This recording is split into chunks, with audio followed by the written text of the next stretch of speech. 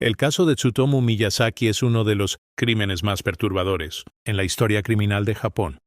Este caso, ocurrido entre 1988 y 1989, sacudió profundamente a la sociedad japonesa y generó un intenso debate sobre los medios de comunicación, la salud mental y la seguridad infantil. Para comprender completamente este caso, es necesario situarnos en el Japón de finales de los años 80. El país vivía en plena burbuja económica, una época de prosperidad sin precedentes donde la tecnología avanzaba rápidamente y la sociedad japonesa experimentaba cambios culturales significativos. Sin embargo, bajo esta superficie de progreso, existían tensiones sociales profundas relacionadas con la presión académica, el aislamiento social y las expectativas culturales extremadamente rígidas. Tsutomu Miyazaki nació el 21 de agosto de 1962 en Itsukaichi, un distrito de Tokio, Japón. Desde su nacimiento, Miyazaki enfrentó desafíos físicos significativos. Nació con una deformidad congénita en las manos que afectaba severamente su movilidad. Sus muñecas estaban fusionadas con sus huesos del antebrazo, lo que le impedía rotar las manos de manera normal. Esta condición hacía que actividades cotidianas fueran extremadamente difíciles para él y requería que girara todo su antebrazo para realizar acciones simples que otros podían hacer con facilidad. Esta discapacidad física tuvo un impacto devastador en su desarrollo social y emocional. Durante su infancia y adolescencia, Miyazaki fue objeto constante de burlas y acoso por parte de sus compañeros de clase. En una cultura japonesa que valora enormemente la conformidad y donde cualquier diferencia puede ser motivo de exclusión, la deformidad de Miyazaki lo convirtió en un blanco fácil. Los niños pueden ser especialmente crueles, y Miyazaki experimentó esta crueldad de forma continua durante sus años formativos. El joven Miyazaki comenzó a aislarse progresivamente del mundo exterior. Encontró refugio en su habitación, donde pasaba incontables horas consumiendo manga, anime y películas, particularmente aquellas de contenido violento y sexual. Su colección eventualmente alcanzaría proporciones masivas, con aproximadamente 6.000 cintas de video que incluían pornografía explícita, tanto legal como ilegal, así como películas de horror extremo y contenido perturbador. La dinámica familiar de Miyazaki era compleja y problemática. Su padre era un hombre exitoso que dirigía un negocio local de periódicos. Sin embargo, la relación entre padre e hijo era fría y distante. El padre de Miyazaki sentía vergüenza por la condición física de su hijo y rara vez interactuaba con él de manera significativa. Esta falta de conexión paterna dejó un vacío emocional profundo en la vida de Miyazaki. La única persona con quien Miyazaki mantenía una relación cercana era su abuelo paterno. Este vínculo era de vital importancia para el joven Tsutomu, representando prácticamente su única conexión emocional, genuina con otro ser humano. El abuelo le mostraba aceptación y afecto sin juzgarlo por su apariencia o sus dificultades sociales. Sin embargo, en 1988, cuando Miyazaki tenía 25 años, su abuelo falleció. Esta pérdida fue absolutamente devastadora para él. La muerte de su abuelo marcó un punto de quiebre crucial en la vida de Miyazaki. Perdió su único ancla emocional y su situación mental se deterioró rápidamente. En los meses siguientes al fallecimiento de su abuelo, Miyazaki experimentó lo que más tarde describió como fantasías cada vez más oscuras. Comenzó a desarrollar impulsos que él mismo no podía controlar o entender completamente. Miyazaki había asistido a la universidad y se graduó en fotografía de una escuela técnica. Trabajaba en una imprenta local, un empleo que le permitía mantener un perfil bajo y evitar interacciones sociales significativas. Para sus vecinos y conocidos superficiales, Miyazaki parecía ser simplemente un joven tranquilo y retraído, nada que sugiriera los horrores que estaba por cometer. El 22 de agosto de 1988, un día después de su 26º cumpleaños, Tsutomu Miyazaki cometió su primer asesinato conocido. La víctima fue Mari Kono, una niña de tan solo 4 años de edad. Mari estaba jugando en un parque en Hachioji, Tokio, cuando Miyazaki se le acercó. Utilizando su cámara como pretexto, logró convencer a la pequeña Mari de que lo acompañara, prometiéndole tomarle fotografías. Miyazaki llevó a Mari a un área boscosa aislada donde la estranguló hasta matarla. Pero sus acciones no terminaron con el asesinato. En un acto de depravación extrema, Miyazaki abusó sexualmente del cuerpo sin vida de la niña. Posteriormente, llevó el cadáver a su automóvil y lo transportó hasta su casa, donde lo ocultó en su habitación. Durante los días siguientes, Miyazaki realizó actos de profanación absolutamente perturbadores con el cuerpo de Mari, incluyendo desmembrarlo y fotografiar los restos. Aproximadamente 2 meses después del asesinato, Miyazaki regresó al área donde había abandonado algunas partes del cuerpo de Mari. En un acto de crueldad calculada, envió una caja a la familia Kono. Dentro de la caja había cenizas de huesos quemados, dientes de leche de Mari, fotografías de su ropa y una nota escrita con palabras recortadas de revistas que decía: Mari cremada huesos. Investigar prueba. Esta comunicación macabra fue solo el comienzo de una campaña de terror psicológico contra las familias de sus víctimas. El 3 de octubre de 1988, Miyazaki atacó nuevamente. Su segunda víctima fue Masami Yoshizawa, una niña de 7 años. Masami caminaba de regreso a casa desde la escuela en Hano, Saitama, cuando Miyazaki la interceptó. Siguiendo un patrón similar, utilizó el engaño para alejar a la niña de áreas públicas. Una vez en un lugar aislado, Miyazaki la estranguló hasta matarla. Con el cuerpo de Masami, Miyazaki repitió los mismos horrores que había cometido con Mari. Kono abusó sexualmente del cadáver, lo transportó, lo ocultó y posteriormente lo desmembró. Miyazaki guardó partes de los cuerpos de sus víctimas en su habitación. Junto con su masiva colección de videos y revistas, los restos se mezclaban grotescamente con su desorden de material pornográfico y objetos cotidianos. El 12 de diciembre de 1988, Miyazaki cobró su tercera víctima. Erika Namba, de apenas 4 años de edad, desapareció mientras jugaba cerca de su casa en Musashi Murayama, Tokio. Miyazaki había estado merodeando por áreas residenciales, buscando oportunidades. Cuando vio a Erika sola, aprovechó el momento. La niña fue vista por última vez con vida entrando al vehículo de un extraño. El asesinato de Erika siguió el mismo patrón aterrador. Miyazaki la estranguló, abusó de su cuerpo y posteriormente lo desmembró. Sin embargo, con Erika, Miyazaki alcanzó nuevos niveles de depravación. Según confesiones posteriores que son profundamente perturbadoras, Miyazaki admitió haber cometido actos de canibalismo, consumiendo partes del cuerpo de Erika. Estas revelaciones horrorizarían al público japonés cuando finalmente salieron a la luz. En febrero de 1989, Miyazaki envió una carta escalofriante al periódico Tokyo Shimbun. La carta, escrita a mano con una caligrafía infantil, contenía confesiones crípticas sobre los crímenes. Miyazaki firmó la carta como Yuko Imada, un nombre ficticio que se convertiría en sinónimo de terror en Japón. En la carta, Miyazaki parecía burlarse de las autoridades y expresaba pensamientos delirantes sobre sus acciones, mezclando referencias a la muerte de su abuelo con justificaciones incomprensibles para sus crímenes. El 6 de junio de 1989, Miyazaki cometió lo que sería su cuarto y último asesinato conocido. Ayako Nomoto, una niña de 5 años, jugaba cerca de un parque en Hachioji cuando desapareció. Testigos reportaron haber visto a una niña que coincidía con la descripción de Ayako, subiendo a un automóvil azul. Horas después, el cuerpo de Ayako fue encontrado en un área boscosa cercana. A diferencia de sus víctimas anteriores, Miyazaki no se llevó el cuerpo de Ayako, posiblemente porque temía ser descubierto. Inicialmente, Miyazaki fue detenido por intento de secuestro, pero lo que la policía descubriría pronto convertiría este arresto en uno de los casos criminales más notorios en la historia de Japón.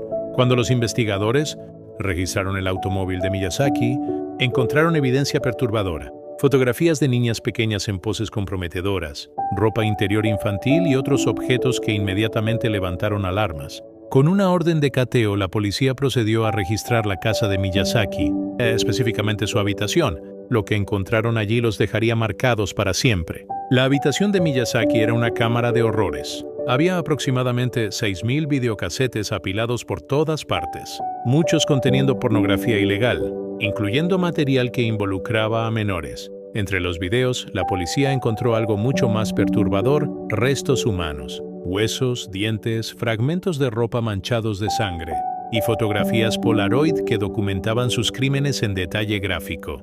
Las fotografías mostraban a las víctimas en varios estados, algunas tomadas cuando aún estaban vivas, otras después de haber sido asesinadas y otras durante el proceso de desmembramiento. Miyazaki había creado un registro visual completo de sus depravaciones.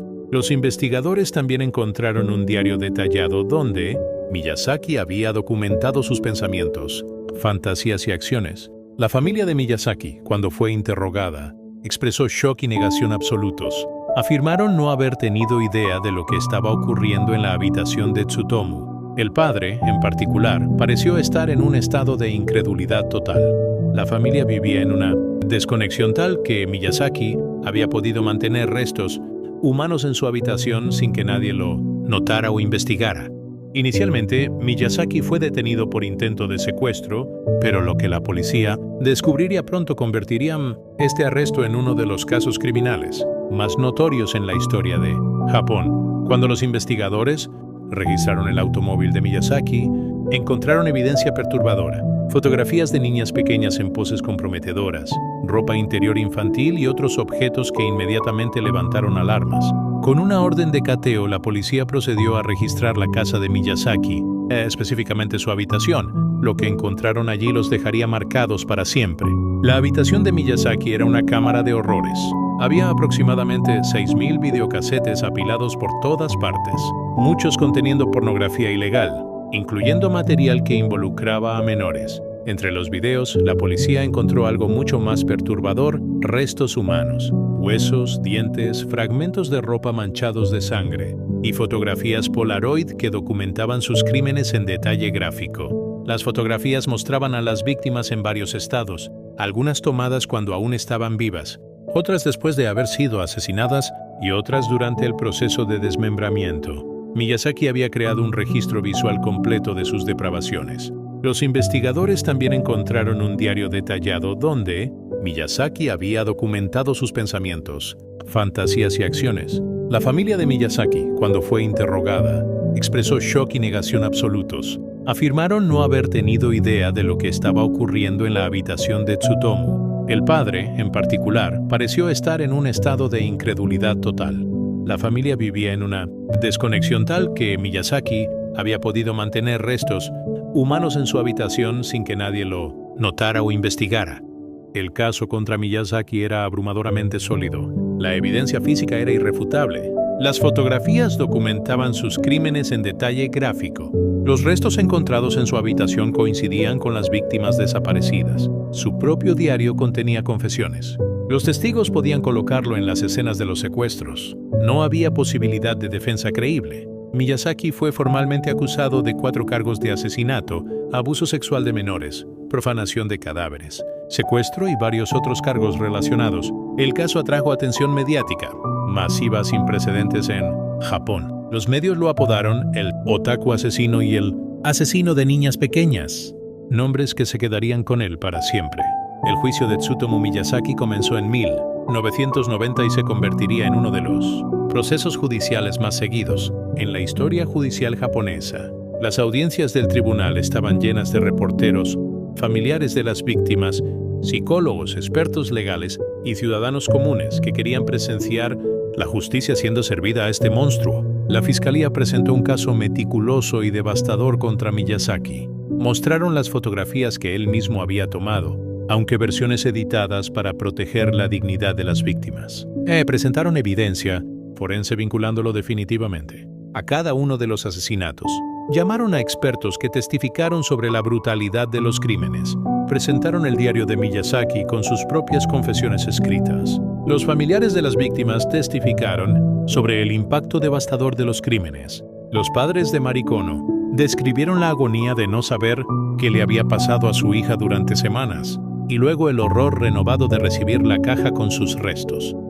Miyazaki mismo fue un testigo problemático durante todo el proceso judicial. Durante el juicio, su comportamiento era errático y profundamente perturbador para todos los presentes. A veces parecía completamente desconectado de la realidad, mirando al vacío con ojos vidriosos o respondiendo preguntas con declaraciones completamente sin sentido. Otras veces mostraba una conciencia clara de sus circunstancias y respondía de manera coherente y articulada, aunque sin mostrar ni una pizca de remordimiento aparente por las vidas que había destruido.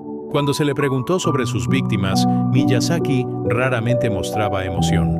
Hablaba de las niñas que había asesinado como si fueran objetos en lugar de personas. Se refería a ellas utilizando términos deshumanizantes. Cuando se le preguntó por qué había hecho lo que hizo, sus respuestas eran una mezcla confusa de referencias a su soledad, a su abuelo muerto y a necesidades que no podía explicar coherentemente. En un momento particularmente inquietante del juicio, cuando se le mostró una fotografía de una de sus víctimas cuando estaba viva y feliz, Miyazaki pareció no reconocer o no querer reconocer a la niña como un ser humano real que había tenido familia, amigos, sueños y futuro. Esta falta de empatía o reconocimiento del daño que había causado horrorizó a todos en la sala del tribunal. El juicio se extendió durante años debido a la complejidad de las evaluaciones de salud mental y las apelaciones. Durante este tiempo, Miyazaki permaneció encarcelado, mantenido en aislamiento tanto por su propia seguridad como por la seguridad de otros prisioneros. Dentro de la prisión, otros reclusos lo odiaban y lo amenazaban constantemente. En la cultura carcelaria, incluso entre criminales, aquellos que dañan a niños son considerados lo más bajo de lo bajo. Finalmente, en abril de 1997, el tribunal emitió su veredicto. Miyazaki fue declarado culpable de todos los cargos. El tribunal rechazó el argumento de defensa de insanidad, concluyendo que aunque Miyazaki tenía problemas mentales significativos, era lo suficientemente consciente de sus acciones y de su ilegalidad como para ser considerado responsable. La sentencia fue muerte. En Japón, la pena capital todavía existe y se aplica en casos de crímenes particularmente atroces. Dados los detalles horrendos de los crímenes de Miyazaki, el número de víctimas, su edad extremadamente joven y la total falta de remordimiento mostrada por el acusado, el tribunal no tuvo dificultad en imponer la sentencia máxima. Sin embargo, la sentencia de muerte no fue el final del caso. El sistema legal japonés permite extensas apelaciones en casos capitales, y Miyazaki y sus abogados apelaron la sentencia repetidamente. Cada apelación requería revisiones adicionales, más evaluaciones psiquiátricas y más audiencias judiciales. El proceso de apelaciones continuaría durante años. Durante su tiempo en el corredor de la muerte, Miyazaki permaneció como un enigma para aquellos que intentaban entenderlo. Raramente recibía visitantes aparte de sus abogados. Su familia, abrumada por la vergüenza y el horror, en gran medida lo había abandonado. Su padre, en particular, nunca lo visitó después del arresto, aparentemente incapaz de reconciliar al monstruo que su hijo había demostrado ser con cualquier imagen que hubiera tenido de él anteriormente. Los psicólogos y criminólogos continuaron estudiando el caso de Miyazaki, tratando de entender qué había creado a este asesino. Su caso se convirtió en objeto de numerosos estudios académicos, documentales y análisis de perfiles criminales. Se convirtió en uno de los casos de estudio más famosos en la psicología criminal japonesa y asiática. Algunos expertos señalaron su aislamiento social extremo y las burlas constantes que experimentó durante su infancia como factores contribuyentes. Otros enfatizaron la falta de conexión emocional con su familia, particularmente con su padre. La muerte de su abuelo fue ampliamente vista como un evento desencadenante crucial que removió su última conexión emocional positiva con otro ser humano. Hubo debates extensos sobre el papel que su consumo masivo de pornografía, violenta y contenido perturbador pudo haber jugado en el desarrollo de sus fantasías y eventualmente en sus acciones. Algunos argumentaron que su inmersión en este material desensibilizó su respuesta empática normal y proporcionó modelos para sus comportamientos violentos. Otros argumentaron que su consumo de este material era un síntoma de problemas psicológicos subyacentes más que una causa. El caso también generó debates sociales más amplios en Japón. Llevó a un escrutinio intenso de la cultura otaku, la subcultura de personas obsesionadas con anime, manga y videojuegos. Los medios, particularmente en las secuelas inmediatas de los arrestos, pintaron con un pincel amplio, sugiriendo que todos los otakus eran potencialmente peligrosos. Esta estigmatización de una subcultura, entera basada en las acciones de un individuo, fue ampliamente criticada, pero tuvo efectos duraderos. Hubo llamados para una regulación más estricta de material pornográfico, particularmente contenido que involucrara o representara a menores de edad, incluso en forma animada. Se aprobaron nuevas leyes restringiendo ciertos tipos de contenido. Se implementaron programas educativos en escuelas sobre seguridad infantil y conciencia de depredadores.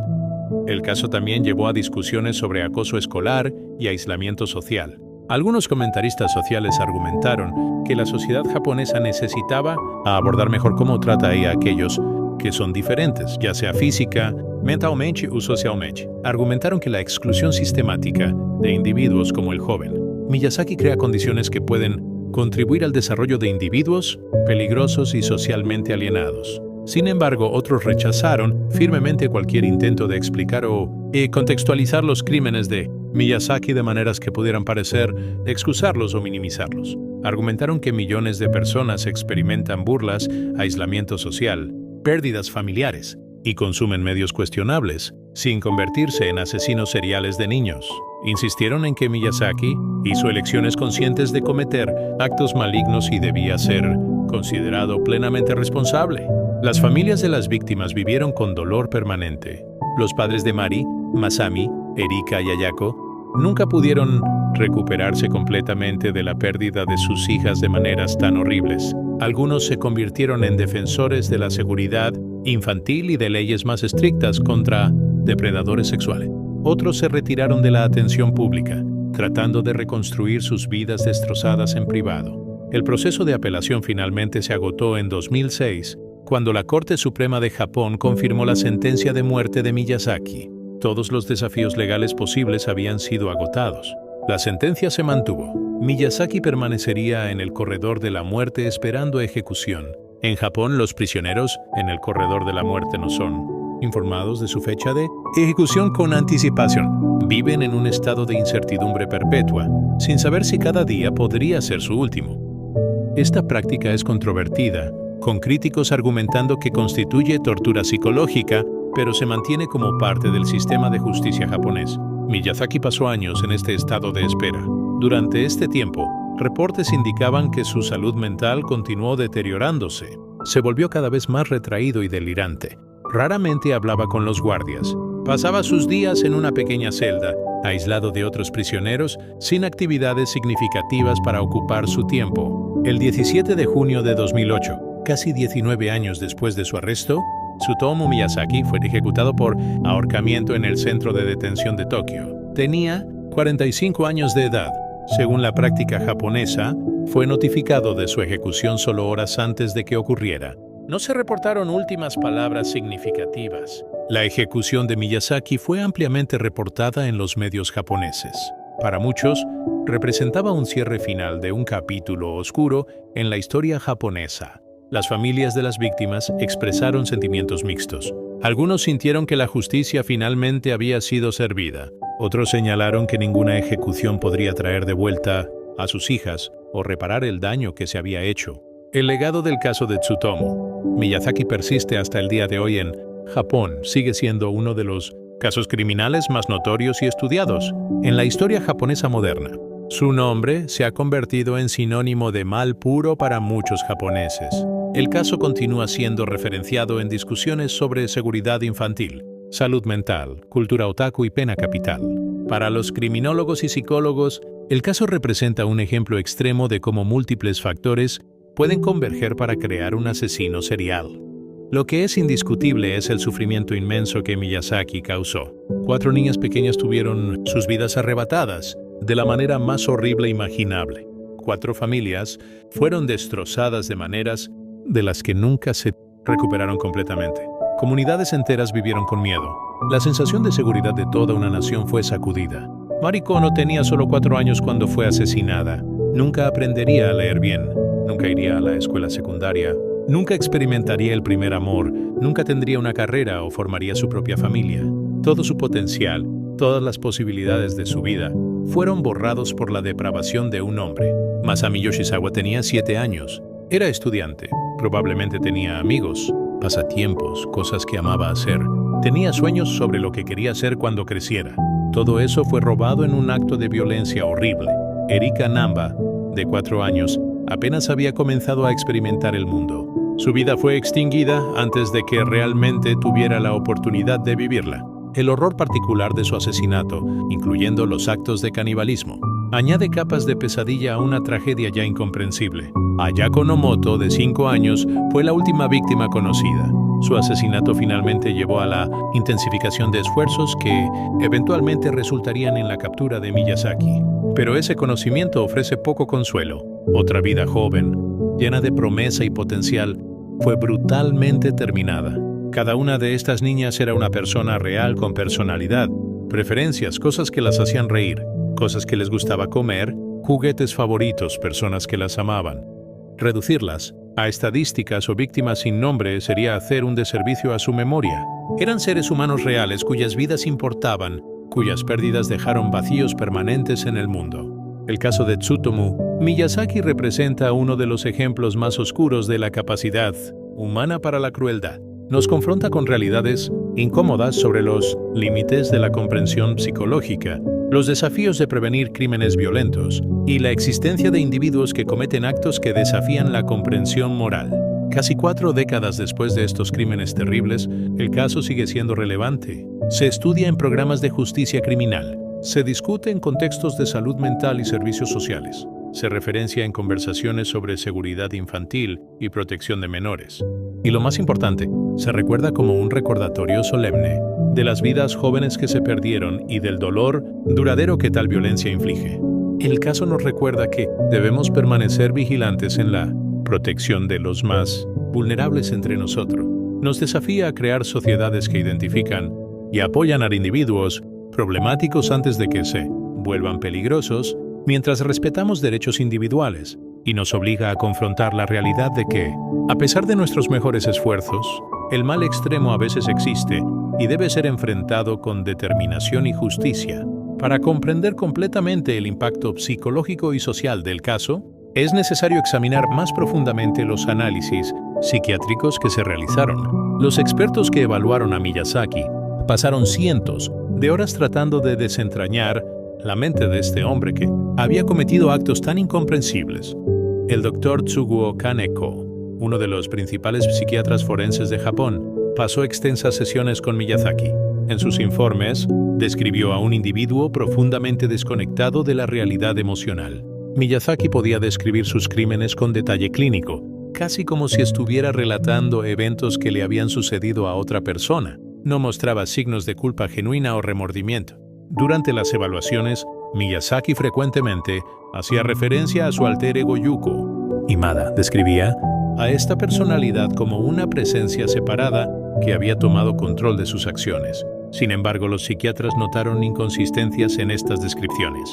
A veces Miyazaki hablaba de Yuko como una voz en su cabeza, otras veces como una persona completamente diferente que habitaba su cuerpo. Algunos expertos interpretaron esto como evidencia genuina de trastorno disociativo de identidad, sugiriendo que Miyazaki había fragmentado su psique como mecanismo de defensa contra trauma psicológico. Otros argumentaron que era una construcción deliberada, un intento de Miyazaki de evadir responsabilidad por sus acciones al atribuirlas a una personalidad alternativa. El Dr. Kaneko también notó la relación peculiar de Miyazaki con su abuelo fallecido. Miyazaki frecuentemente hablaba de su abuelo en tiempo presente, como si aún estuviera vivo. En varias ocasiones afirmó que podía ver o sentir la presencia de su abuelo. Describió conversaciones que supuestamente había tenido con el espíritu de su abuelo, conversaciones que incluían discusiones sobre sus crímenes. Particularmente perturbador fue cuando Miyazaki afirmó que su abuelo aprobaba sus acciones, que entendía su soledad y necesidad de compañía. Los psiquiatras interpretaron esto como una proyección de sus propios deseos en la imagen de la única persona que le había mostrado afecto incondicional. Al imaginar que su abuelo aprobaba sus acciones horribles, Miyazaki podría haber estado tratando de mantener alguna conexión con esa única fuente de validación en su vida. Otro aspecto que fascinó y perturbó a los expertos fue la completa falta de empatía de Miyazaki hacia sus víctimas. Durante las sesiones de evaluación, cuando se le mostraban fotografías de las niñas, cuando estaban vivas y felices con sus familias, Miyazaki mostraba menos emoción que la mayoría de las personas mostrarían al ver fotografías de completos extraños. No había reconocimiento de su humanidad, no había comprensión de que había destruido vidas reales con familias que las amaban. Cuando se le preguntaba directamente sobre cómo pensaba que se sentían las familias de sus víctimas, Miyazaki respondía con declaraciones que sonaban ensayadas y mecánicas, claramente intentando dar lo que pensaba que era la respuesta esperada en lugar de expresar sentimientos genuinos. Frases como probablemente están tristes, dichas en un tono monótono que no mostraba comprensión real del dolor devastador que había causado. Los expertos también analizaron extensamente la colección masiva de material pornográfico y violento de Miyazaki.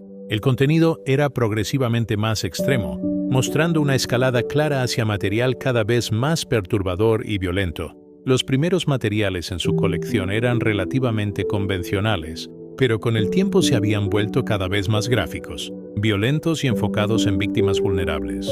Dentro de su colección había subcategorías específicas que Miyazaki había organizado meticulosamente. Tenía secciones dedicadas a diferentes tipos de contenido violento, diferentes edades de víctimas en material ilegal, diferentes escenarios de abuso. Este nivel de organización sugería una obsesión calculada y sistemática, en lugar de consumo impulsivo. Los dos psicólogos debatieron cuánto este material había contribuido a sus crímenes versus cuánto era simplemente y un síntoma de inclinaciones ya existentes. La respuesta probable es que funcionó como ambos, y un ciclo de retroalimentación donde sus tendencias lo llevaban a buscar material específico, que a su vez reforzaba y escalaba esas tendencias. Un detalle particularmente perturbador que emergió durante las evaluaciones fue que Miyazaki había comenzado a filmar sus propios crímenes. Entre el material incautado había videos caseros que mostraban partes de sus ataques. Estos videos aparentemente eran para su propio consumo, para poder revivir sus crímenes repetidamente. El hecho de que hubiera comenzado a documentar sus acciones en video sugería una escalada continua en su depravación. El doctor Natsuki Nakamura, otra psiquiatra prominente que evaluó a Miyazaki, enfocó su análisis en los aspectos de desarrollo de su psicopatología. Rastreó lo que ella describió como una trayectoria hacia la violencia que había comenzado mucho antes de sus primeros asesinatos conocidos. Según la doctora Nakamura, había señales tempranas en la infancia de Miyazaki que, en retrospectiva, indicaban problemas significativos. Reportes escolares describían a un niño que tenía dificultad extrema relacionándose con compañeros, que no mostraba respuestas emocionales apropiadas a situaciones sociales y que tenía rabietas intensas cuando era frustrado. Maestros habían notado su fascinación inusual con insectos muertos y pequeños animales, comportamiento que sabemos puede ser un indicador temprano de tendencias violentas. Durante su adolescencia, había indicios de que Miyazaki podría haber progresado a crueldad animal activa. Aunque nunca fue probado definitivamente, vecinos recordaban incidentes de mascotas del vecindario que habían desaparecido o habían sido encontradas muertas de maneras sospechosas durante el periodo cuando Miyazaki era adolescente. La doctora Nakamura también identificó lo que llamó momentos de decisión en la vida de Miyazaki donde la intervención apropiada podría potencialmente haber alterado su trayectoria. El primer momento fue durante su infancia cuando el acoso escolar se volvió severo. Si la escuela hubiera intervenido efectivamente, si sus padres hubieran proporcionado apoyo, si hubiera recibido consejería, las cosas podrían haber sido diferentes. El segundo momento fue durante su adolescencia cuando su aislamiento social se volvió extremo y su consumo de material perturbador se intensificó. Si alguien en su familia hubiera notado y se hubiera preocupado lo suficiente para intervenir, si servicios de salud mental hubieran estado disponibles y hubieran sido buscados, podría haber habido una oportunidad de intervención. El tercer momento crucial fue después de la muerte de su abuelo. Miyazaki estaba claramente en crisis psicológica severa. Si hubiera buscado o hubiera sido dirigido a servicios de salud mental en ese momento, si su familia hubiera reconocido la profundidad de su deterioro, las vidas de 4 niñas podrían haberse salvado. Por supuesto, este análisis retrospectivo es más fácil que la identificación en tiempo real. Muchas personas experimentan acoso, aislamiento y pérdida sin volverse asesinos seriales. Las señales de advertencia son solo obvias en retrospectiva. Sin embargo, el caso ilustra la importancia de tomar en serio los problemas de salud mental y el aislamiento social, particularmente en jóvenes vulnerables. El juicio de Miyazaki también incluyó testimonios extensos de investigadores que habían trabajado en el caso. El detective Koji Watanabe, quien había sido uno de los principales investigadores, describió la investigación como la más difícil y traumática de su carrera de 30 años en la policía. Watanabe describió la frustración de los primeros meses de la investigación, cuando las niñas seguían desapareciendo pero no había pistas sólidas. La presión de la comunidad era inmensa. Cada conferencia de prensa significaba enfrentar a padres desesperados y periodistas críticos. Cada día sin avances significaba otro día que el asesino estaba libre y podría atacar nuevamente. El detective recordó el momento cuando finalmente conectaron los casos como obra del mismo perpetrador. Los patrones eran similares, pero sin evidencia física vinculante. No podían estar completamente seguros. La carta al periódico fue crucial en confirmar que había un solo asesino burlándose activamente de las autoridades. Cuando Miyazaki fue finalmente arrestado, Watanabe describió una mezcla de alivio y horror. Alivio de que habían capturado al asesino antes de que pudiera matar a más niñas. Horror cuando comenzaron a descubrir la magnitud completa de sus depravaciones. Watanabe admitió que registrar la habitación de Miyazaki lo había afectado profundamente. Dijo que las imágenes que vio ese día lo perseguían años después y que había necesitado consejería para procesar el trauma de trabajar en el caso. Otros investigadores compartieron experiencias similares. Varios describieron pesadillas recurrentes. Algunos desarrollaron ansiedad severa sobre la seguridad de sus propios hijos. El impacto psicológico en los investigadores que trabajaron en el caso fue significativo y duradero. El juicio también escuchó de trabajadores sociales y educadores que habían tenido contacto con Miyazaki en varios puntos de su vida. Una maestra de primaria recordaba a Tsutomu como un niño claramente problemático que era cruelmente acosado por sus compañeros. Recordaba sentirse mal por él, pero admitía no haber hecho lo suficiente para intervenir. Su testimonio, dado entre lágrimas, reflejaba su propia culpa por no haber hecho más. Un trabajador en la imprenta donde Miyazaki había trabajado testificó sobre su comportamiento en el trabajo. Lo describió como confiable pero extremadamente extraño. Nunca participaba en conversaciones casuales con compañeros de trabajo. Comía solo durante los descansos. Rechazaba todas las invitaciones a eventos sociales. Había momentos en que parecía estar completamente en su propio mundo, mirando al espacio con una expresión perturbadora en su rostro. El trabajador recordó un incidente particular donde había intentado hacer una broma amistosa con Miyazaki, y Miyazaki había reaccionado con ira intensa y desproporcionada. La reacción había sido tan extrema que otros trabajadores habían tenido que intervenir para calmar la situación. Después de ese incidente, todos simplemente dejaron a Miyazaki solo, lo cual en retrospectiva probablemente fue exactamente lo peor que podían haber hecho. Las familias de las víctimas proporcionaron los testimonios más emotivos y devastadores del juicio. La madre de Mari Kono describió el día que su hija desapareció como el día en que su propia vida efectivamente terminó. Habló sobre cómo cada momento desde entonces había estado teñido por la pérdida.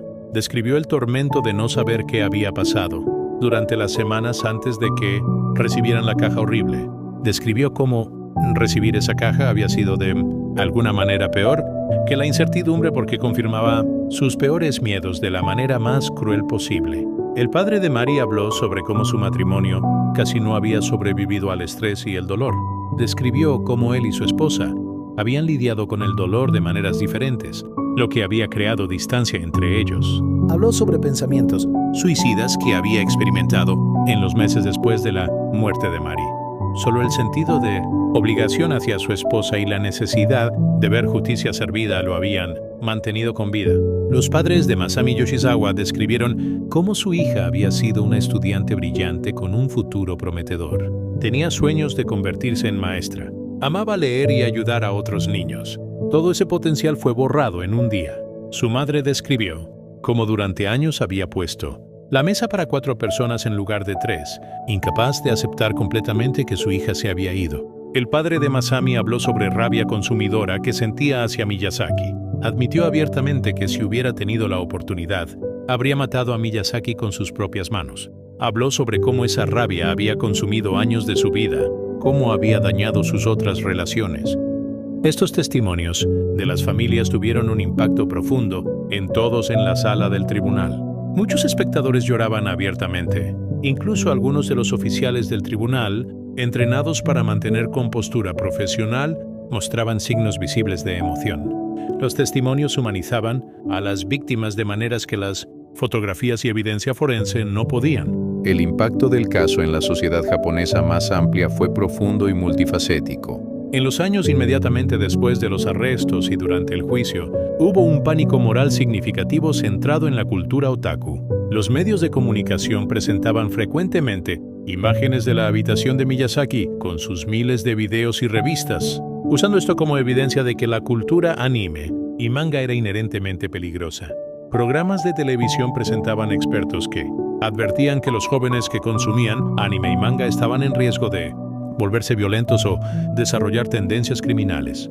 Hubo llamados para regulación estricta o incluso prohibiciones de ciertos tipos de contenido. Tiendas que vendían manga y anime enfrentaron protestas. Individuos que se identificaban públicamente como fanáticos de anime reportaron discriminación en empleos y contextos sociales. Esta reacción era ampliamente vista como injusta por los fanáticos de anime y manga, quienes señalaban razonablemente que millones de personas disfrutan estos medios sin volverse criminales. Argumentaban que culpar al anime por los crímenes de Miyazaki era tan lógico como culpar a las películas de Hollywood por crímenes cometidos por personas que habían visto muchas películas. El problema no era el medio en sí, sino cómo un individuo profundamente perturbado lo había consumido.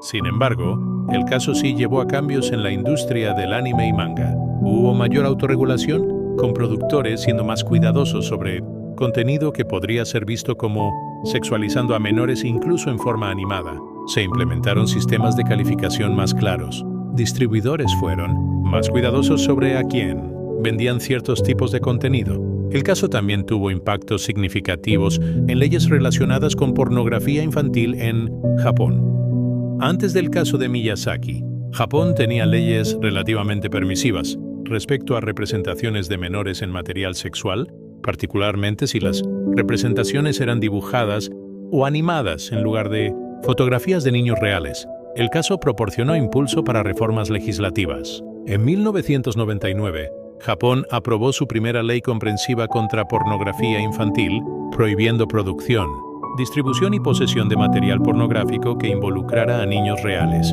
Sin embargo, controversialmente, la ley inicialmente no cubría representaciones animadas o dibujadas. Esto fue visto por muchos como una brecha significativa y ha sido objeto de debate continuo en años posteriores. El caso también llevó a cambios significativos en cómo Japón abordaba la seguridad infantil. Se implementaron programas educativos en escuelas enseñando a los niños sobre el concepto de peligro de extraños de maneras apropiadas para la edad. Se alentó a los padres a ser más vigilantes sobre supervisión de niños pequeños.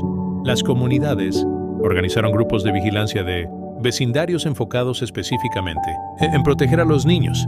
Las escuelas implementaron protocolos más estrictos sobre quién podía recoger a los niños. Se introdujeron sistemas donde los padres debían registrarse y ser verificados. Se implementaron políticas requiriendo que los niños viajaran en grupos, en lugar de solos. Muchas escuelas comenzaron a usar sistemas de notificación para rastrear cuando los niños llegaban y salían de la escuela. Los parques y espacios públicos vieron mayor vigilancia. Algunos instalaron cámaras de seguridad. Otros emplearon guardias o personal de seguridad durante horas pico cuando los niños estaban presentes. Hubo esfuerzos concertados para hacer estos espacios más seguros sin eliminar completamente la capacidad de los niños de jugar y explorar. El sistema de salud mental de Japón también enfrentó escrutinio tras el caso. Muchos comentaristas señalaron que si Miyazaki hubiera tenido acceso a servicios de salud mental apropiados en varios puntos de su vida, las tragedias podrían haberse evitado. Sin embargo, Japón tradicionalmente había tenido un estigma significativo alrededor de problemas de salud mental y de buscar ayuda psiquiátrica. El caso contribuyó a conversaciones sobre la necesidad de reducir este estigma y hacer que los servicios de salud mental fueran más accesibles y aceptables. Hubo expansión gradual de servicios de consejería escolar. Se implementaron más programas de sensibilización sobre salud mental. Sin embargo, el progreso fue lento y Japón continúa enfrentando desafíos significativos en términos de acceso y aceptación de servicios de salud mental. Hubo también discusiones importantes sobre acoso escolar e intervención. El severo acoso que Miyazaki había experimentado durante su infancia fue visto por muchos como un factor contribuyente a su desarrollo psicológico problemático. Esto llevó a mayor atención sobre el acoso en escuelas japonesas. que había sido frecuentemente ignorado o minimizado como parte normal de crecer. Las escuelas comenzaron a implementar programas antiacoso más robustos. Se capacitó a maestros para reconocer e intervenir en situaciones de acoso. Se establecieron sistemas de reporte donde los estudiantes podían informar de acoso de manera confidential. Sin embargo, el acoso escolar continúa siendo un problema significativo en Japón, y las intervenciones han tenido éxito mixto. La cultura del conformismo y la jerarquía grupal que contribuye al acoso está profundamente arraigada en la sociedad japonesa y es difícil de cambiar. El caso de Miyazaki permanece como un ejemplo extremo de cómo el acoso no controlado puede contribuir a resultados trágicos. En el ámbito de la justicia penal y aplicación de la ley, el caso llevó a mejoras en varios métodos investigativos. Los investigadores desarrollaron mejores protocolos para identificar patrones en crímenes que podrían indicar un asesino serial operando. Se implementaron sistemas de base de datos mejorados para rastrear crímenes similares en diferentes jurisdicciones. Hubo mayor entrenamiento para oficiales sobre cómo reconocer señales de comportamiento depredador. Se desarrollaron perfiles psicológicos más sofisticados de tipos de ofensores probables. Se mejoró la coordinación entre diferentes agencias de aplicación de la ley para compartir información más efectivamente. El caso también contribuyó a debates sobre la pena capital en Japón. Mientras algunos veían la ejecución de Miyazaki como justicia apropiada para crímenes tan atroces, otros usaban el caso para argumentar contra la pena de muerte, señalando sus problemas mentales y cuestionando si ejecutar a alguien mentalmente enfermo era ético. Los opositores de la pena capital argumentaban que mantener a Miyazaki con vida en prisión habría permitido estudio continuo de su psicopatología, potencialmente proporcionando conocimientos que podrían ayudar a prevenir crímenes similares en el futuro. También argumentaban que su ejecución proporcionaba cierre falso y no hacía nada para abordar los problemas sociales subyacentes que habían contribuido a sus crímenes. Esta pregunta sobre responsabilidad es más que académica, tiene implicaciones directas para cómo respondemos a tales criminales y cómo estructuramos nuestros sistemas de justicia. Si vemos a Miyazaki puramente como víctima de circunstancias, entonces su ejecución parece injusta. Si lo vemos puramente como monstruo malvado que hizo elecciones libremente, entonces la pena de muerte parece apropiada. La realidad compleja probablemente cae en algún punto intermedio, un espacio gris incómodo donde reconocemos múltiples factores contribuyentes sin excusar la responsabilidad última. Al final, el caso de Tsutomu Miyazaki permanece como uno de los crímenes más perturbadores del siglo XX. 4 niñas inocentes perdieron sus vidas de las maneras más horribles imaginables. 4 familias fueron destruidas por dolor que nunca sanará completamente. Una comunidad entera perdió su sensación de seguridad. Una nación tuvo que confrontar realidades incómodas sobre su sociedad. Miyazaki mismo vivió una vida de aislamiento, rechazo y finalmente depravación que culminó en actos de maldad extraordinaria. Fue ejecutado por sus crímenes, pero su muerte no devolvió a las niñas que asesinó ni sanó el dolor que causó. La justicia fue servida en el sentido legal, pero la pérdida permanece irreparable. Este ha sido el caso completo de Tsutomu Miyazaki, un capítulo oscuro en la historia, criminal que continúa resonando con lecciones importantes sobre la naturaleza humana, la responsabilidad social y la importancia eterna de proteger a nuestros niños. Si te gustó o te sorprendió este caso de asesinato, te recomiendo dejar un like para más casos y nos vemos en un próximo video. Adiós.